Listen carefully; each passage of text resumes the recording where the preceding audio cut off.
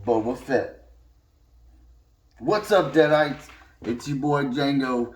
We're gonna do a little face reveal real quick because I said I wasn't gonna show my face, but my helmet's falling apart. Said I wasn't gonna show my face, but I'm gonna show it because if I'm gonna do reviews on shows and reaction videos, you're gonna need to see my mug. So, just gonna do a quick review and rundown of the Book of Boba Fett, Chapter 1.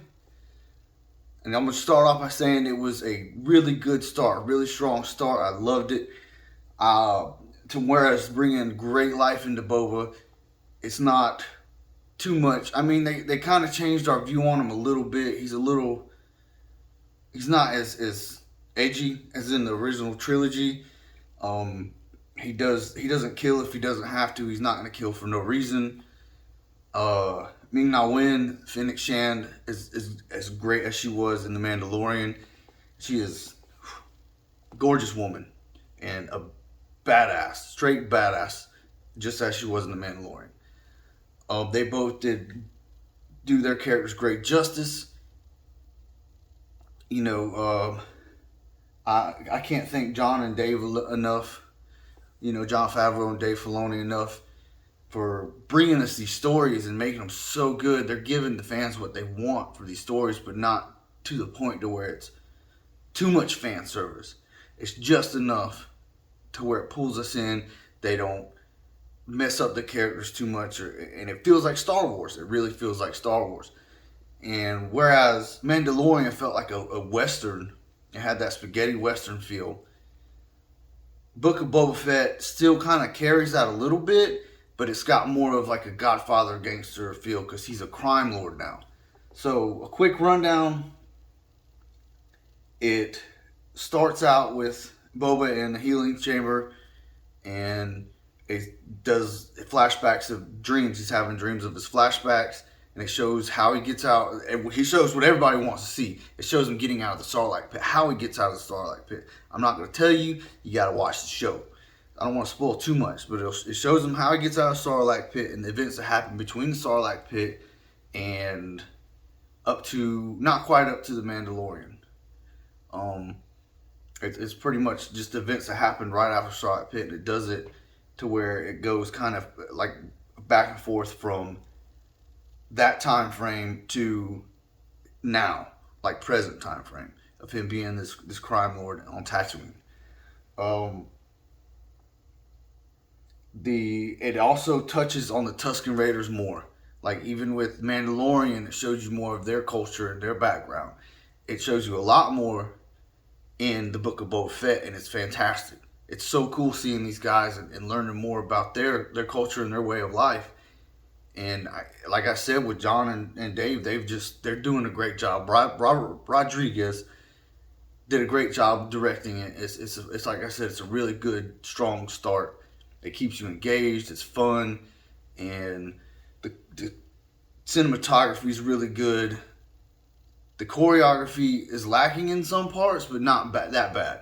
Like it's kind of slow, but understandably because both Ming-Na Wen and Temuera are older. You know, because Temuera was Django Fett. That's not where I got Django, by the way. Just to let you know, I got Django from the old spaghetti western, the old Spanish spaghetti western. But he played Django in the prequel trilogy, and they're both kind of up there in age, so it's still, the choreography's good. It starts off kind of slow, but it kind of picks up.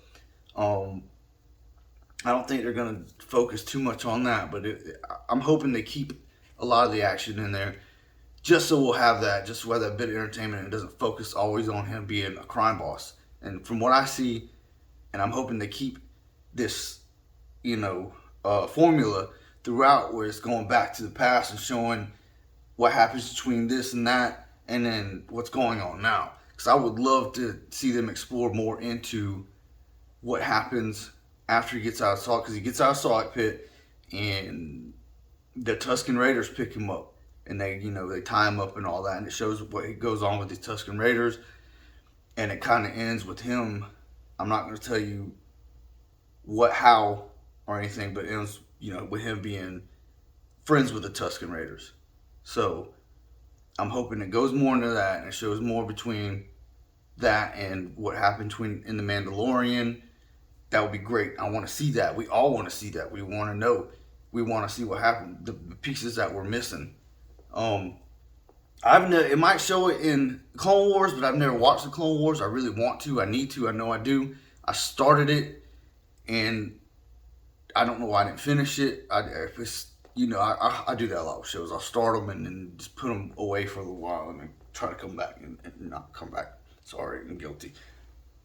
But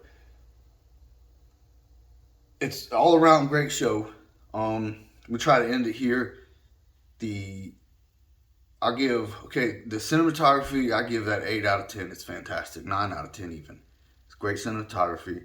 The story's good. It keeps you entertained. Does what it needs to do without going too far into it. It's only 30-minute episode, so it is short, just like in Mandalorian. But it packs a lot into that 30 minutes. So 9 out of 10 for the story. The acting's great, of course. Tamara and Ming-Na Wen are great actors, and everybody around them that played all the other parts did a great job.